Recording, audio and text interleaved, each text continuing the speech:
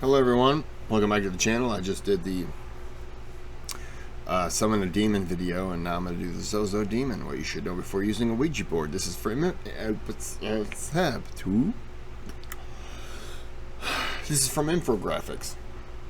Sorry, I did a shot a little bit ago, and I'm going to do another one after this video.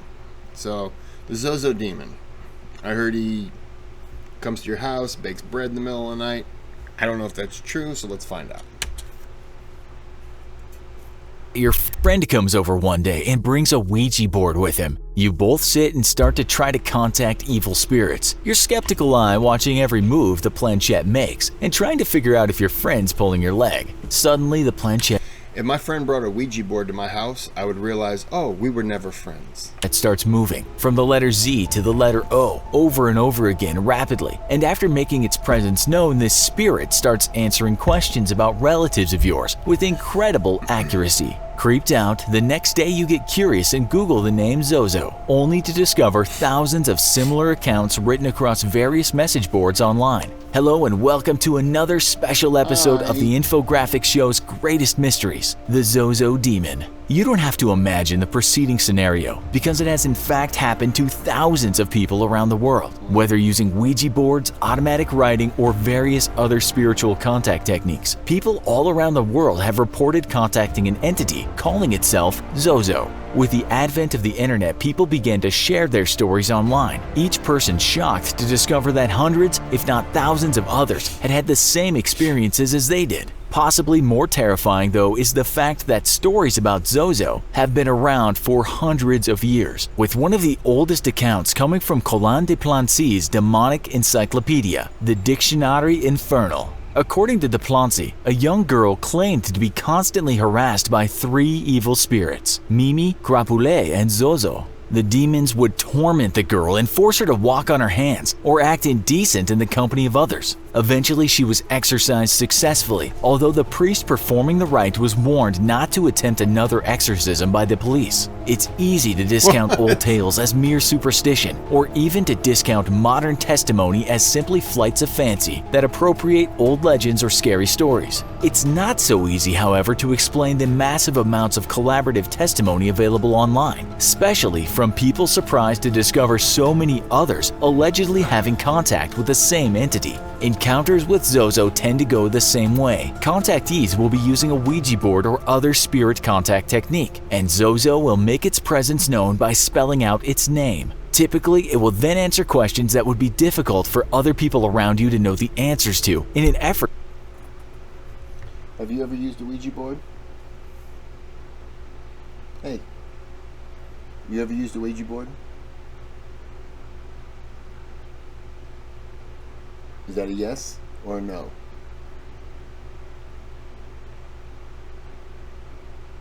Goddamn demon dogs. I think it's a yes. To gain your trust. Other times, it will simply start to spell out expletives. Contact with Zozo typically results in something tragic happening shortly after. One man claims, "We know you're hovering over that button, but we need your help. We have a better button, we promise. Right on time. Not bright enough? I don't want that button.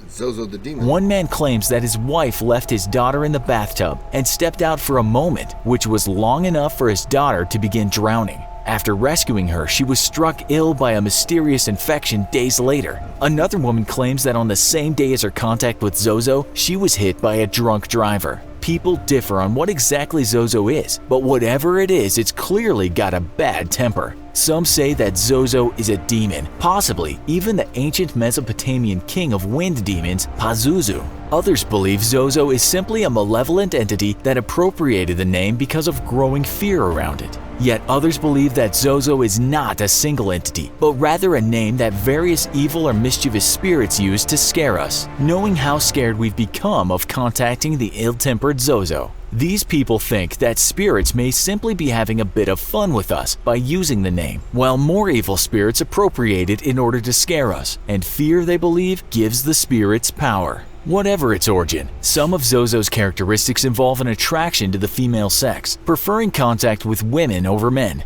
Well, that's rude.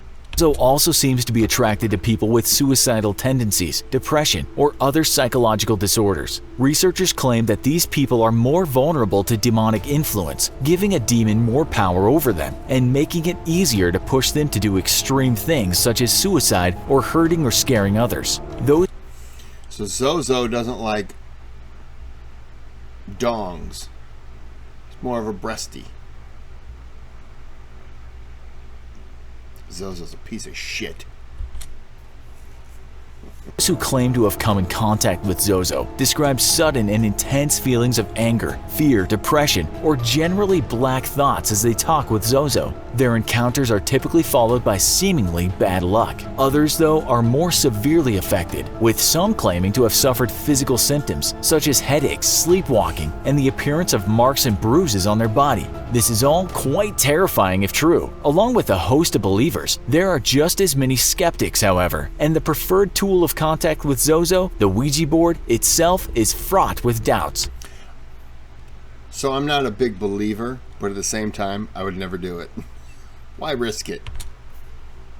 For starters, it's a game manufactured by a major toy company, and many skeptics have a hard time swallowing the fact that spirits and demons are immediately accessible with a simple board game. There may be some merit to that point, but then again, if the world of spirits and demons is real, then who says they need some special archaic and mysterious method to contact us? But that's hardly the only criticism leveled at the Ouija board. In 1972, psychologists ran an experiment to see if people could have paranormal spirit contact experiences through nothing more than human will. Basically, they wanted to see if it was all just in our heads. For the study, they made up a fictional person named Philip Aylesford and then invited a group of people to run a seance in order to summon his ghost. The group eventually made contact with the entity, becoming convinced that they could feel Philip's presence, hearing knocking sounds coming from the table, felt the table physically vibrate, and at one point saw the table tilt up onto two legs. All the while, they had no idea that Philip had been completely made up. The story proved just how susceptible we can be to believing in the paranormal with just the smallest amount of prodding. Yet, if the world of spirits and demons is real, what's to say that a mischievous spirit or evil demon didn't simply respond to the seance, knowing full well what was taking place? Sorry, I had to sneeze. And reveling in the frustration I had to get the demons out of me. The entire affair would cause when the participants were told there was no such person as the one they claimed to be speaking to. Why would spirits and demons be any different than we are? Basically, why wouldn't a spirit troll a scientific study way back in 1972? Other skeptics point at the ideomotor effect as an explanation for contact with Zozo and other paranormal entities. The ideomotor effect is the subconscious and involuntary movement of muscles, typically to a very small and likely imperceptible degree. This effect has been well documented, most famously by the famed Michael Faraday, who built a device to show how the ideomotor effect was responsible for the table-turning fad that swept supernatural-believing London. Today, skeptics claim that Ouija board communications are nothing more than the subconscious mind using the ideomotor effect to push the planchette around and give us the answers we're seeking. Zozo may well be simply a product of our own subconscious pushing a planchette on a Ouija board with movements so imperceptible that even we ourselves are fooled into believing a supernatural explanation. Yet that doesn't explain the global internet phenomenon, which has seen thousands of people all claiming contact with the exact same entity. Skeptics point out the possibility of a mass psychological trend amongst all these believers, or that potentially every single one of them is simply making up a tall tale. Both answers could be true, but with just as much hard evidence for either of those two answers as there is for Zozo, that being zero. There's a special kind of irony that the belief Zozo is not real requires just as much factless faith as the belief that it is. Maybe despite our warnings, you're still interested in contacting the legendary Zozo demon. Or maybe you just want to arm yourself with knowledge to protect yourself from this mysterious entity. Either way, Skillshare's got your back. So, you were all assigned to homework. I need you all to get a Ouija board and summon Zozo.